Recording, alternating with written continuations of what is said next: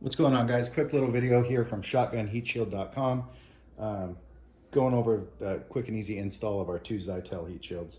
Below we got a Remington 870, my new baby, and then we got a Mossberg 500 here. Both installs are pretty easy. This is our Vapor Eye. This is our newest one, and made of Zytel polymer. And then we have our standard, the one that started it all, with the round holes. This one's made in the USA. Both awesome shields, but let's get started. So here below we have a Remington 870, 870 Express, whatever you got. What we're gonna do, and the install is the same for both shields. We're gonna have the gun in a half cocked position. Just leave a little room. Clip that on. These ears are they're flexible, so you can kind of push them around if you want. And then up here, just kind of push down a little bit. Okay, upside down. Let me put the brackets on.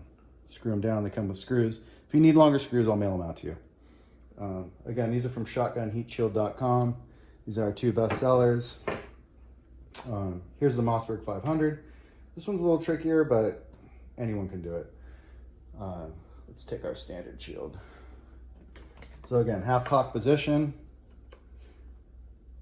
And it's gonna go over this widened part of the barrel. That's what I got wrong the first time I installed it. But again, these are stretchy. So stretch it over, boom, boom. And if you're really lazy, you could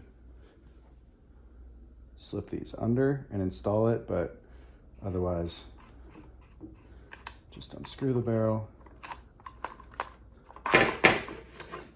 take it off, click, bracket, bracket, screw them down. Again, if you need longer screws, let me know. I'll mail them out. Yeah, the website shotgunheatshield.com. Use the promo code YouTube. It's the best code I have.